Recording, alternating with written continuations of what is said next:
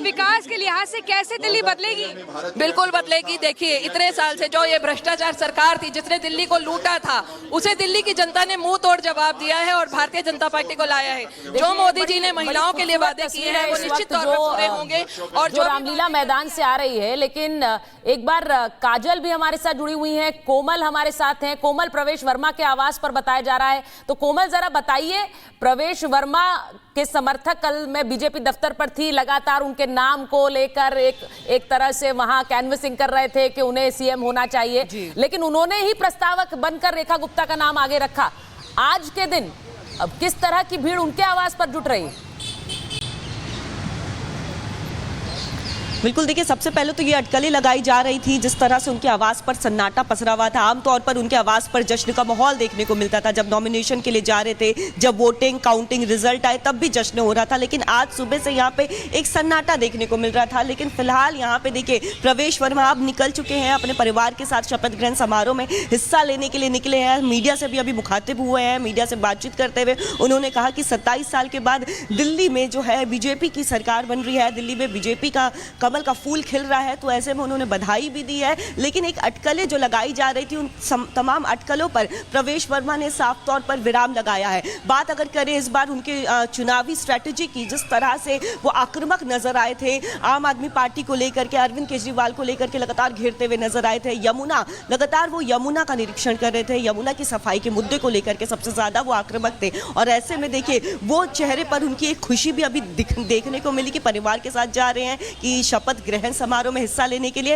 हालांकि कयास ये लगाए जा रहे थे कि कहीं ना कहीं एक नाराजगी है, क्योंकि जश्न नहीं है। अभी भी देखेंगे तो कार्यकर्ताओं की वो भीड़ आपको यहाँ पे नजर नहीं आएगी जो एक जश्न का माहौल पहले देखने को मिलता था। उस लिहाज से यहाँ पे पूरी तरह से अभी भी सन्नाटा पसरा हुआ है। लेकिन परिवार के साथ वो निकले, परिवार के साथ उन्होंने मिलकर बातचीत भी की, साथ ही साथ धन्यवाद दिया। रेखा गुप्ता को भी देखिए बधाई उन्होंने दी और कहा कि खुद उन्होंने प्रवेश वर्मा के आवास पर आप देख रहे हैं इस वक्त ज्यादा लोग नहीं है। कल की खबर के बाद उनके समर्थक चाहते थे वो मुख्यमंत्री बने, लेकिन आज रेखा गुप्ता का दिन है, तो रामलीला मैदान पर रहना ज्यादा जरूरी है। वहां शपथ ग्रहण और वहीं पर रंग इस वक्त नजर आ रहे हैं। अनामिका के पास एक बार चले जाते हैं। अनामिका, जरा आप दिखाइए कैसे, क्या रंग आपके पीछे हैं, कार्यक्रम क्या रहेगा? 12:25 शपथ ग्रहण का समय है, उससे पहले कब तक अतिथि पहुंचेंगे? आज का ये आयोजन उसका जीता जागता प्रमाण है। मेरे बाएं हाथ पर मंच है और दाहिने हाथ पर दिल्ली वासियों का, कार्यकर्ताओं का, महिलाओं का, नौजवानों का हुजूम है। हर हाथ में झंडा, हर सर पे टोपी और जुबान पे जय श्री राम के नारे। और अब यहाँ पर धीरे धीरे भीड़ इतनी बढ़ रही है कि खुद हमें खड़े होने में भी दिक्कत हो रही है और कुछ देर के बाद यहाँ पर पैर रखने की जगह भी नहीं मिलेगी।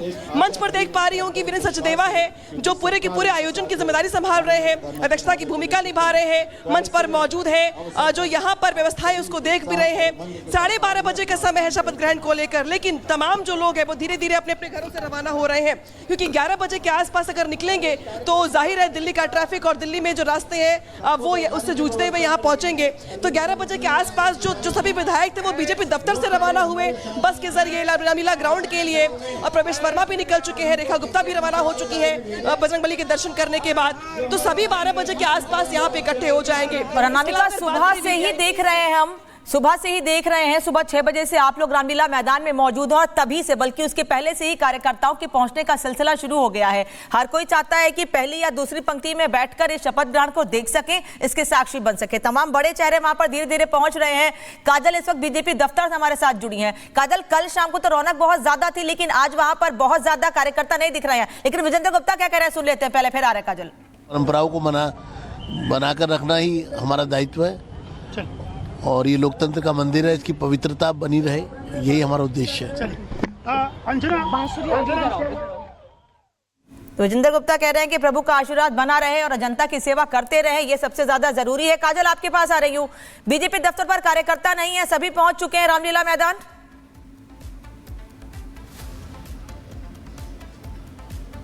जी अनामिका, सभी यहाँ से निकल चुके हैं और आप अगर आज देखेंगी तो बीजेपी दफ्तर कहीं ना कहीं सूना नजर आएगा, लेकिन यहाँ की गुप्ता जी शपथ ले लेंगे मुख्यमंत्री पद का, तो उससे दिल्ली में विकास का एक नया सूर्योदय होगा। आदरणीय प्रधानमंत्री श्री नरेंद्र मोदी जी के कुशल नेतृत्व में वो विकास का एक नया अध्याय दिल्ली की जनता के लिए रेखांकित करेंगी। बांसुरी स्वराज जी है हमारे साथ। बांसुरी जी, आज का दिन कितना स्पेशल? बहुत ही ज़्यादा महत्वपूर्ण है, बहुत स्पेशल है और मैं दिल्ली की जनता को बहुत बधाई देती हूँ कि आदरणीय बड़ी बहन रेखा गुप्ता जैसी कर्मठ, जुझारू, मेहनती और अनुभवी ऐसी नेता को, ऐसी कार्यकर्ता को मुख्यमंत्री पद का आज शपथ लेने का सौभाग्य मिल रहा है।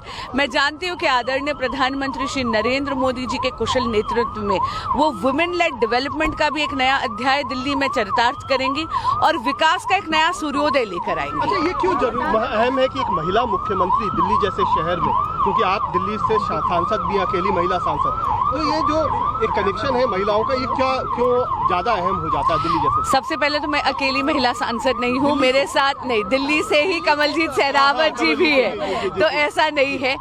देखिए, ऐसा है, जैसा आप जानते हैं कि आदरणीय प्रधानमंत्री श्री नरेंद्र मोदी केवल महिला सशक्तिकरण की बात नहीं करते, वो महिलाओं के नेतृत्व में देश के सशक्तिकरण की बात करते हैं, विमेन लेड डेवलपमेंट की बात करते हैं। जब भी महिला पद ग्रहण करती हैं, इसका अर्थ है कि वो देश की नीति निर्माण में अपना योगदान करती हैं, वो देश की भाग्य विधाता बनती हैं। और नारी शक्ति वंदन अधिनियम आने ही वाला है। 18वीं लोकसभा आखिरी लोकसभा होगी जहां पर आप विमेन का थोड़ा अंडर रिप्रेजेंटेशन देख रहे हैं। अब तो सभी राजनीतिक दलों को 19वीं लोकसभा से 33% आरक्षण लाना ही होगा। एक बात है कि 1998 में जब सरकार आपकी आखिरी बार थी, तब सुषमा जी बनी थी मुख्यमंत्री। आज एक इमोशनल क्षण है कि सुषमा जी के बाद आज पहली बार बीजेपी की सरकार दिल्ली में बन रही है। बहुत ही इमोशनल डे है और मैं जानती हूँ कि माँ जहाँ भी हैं रेखा गुप्ता जी को बहुत आशीर्वाद दे रही है। Thank you. तो ये है थी ने जा रही है वो देखिए। Thank you. तो आपने बांसुरी स्वराज को सुना। बांसुरी स्वराज शपथ ग्रहण समारोह के लिए जा रही थी। इस वक्त बीजेपी के तमाम सांसद उनके अलग अलग राज्यों में जो सरकारें हैं, मुख्यमंत्री, डिप्टी सीएम, सब रामलीला मैदान का रुख कर रहे हैं। और जिस तरह की खबरें आ रही हैं, थोड़ी देर बाद, अभी आपने देवेंद्र फडणवीस की तस्वीरें देखी, वो वहां पहुंचे हैं बीजेपी दफ्तर। थोड़ी देर बाद उनका रामलीला मैदान की तरफ प्रस्थान शुरू होगा। जरा एक बार जरा काजल के पास चल लेते हैं। काजल, जरा अगर आप बताएंगी बीजेपी दफ्तर में कौन कौन से लोग पहुंच रहे हैं और कितने बजे तक जो बड़े नेता हैं उनका पहुंचना होगा रामलीला मैदान में?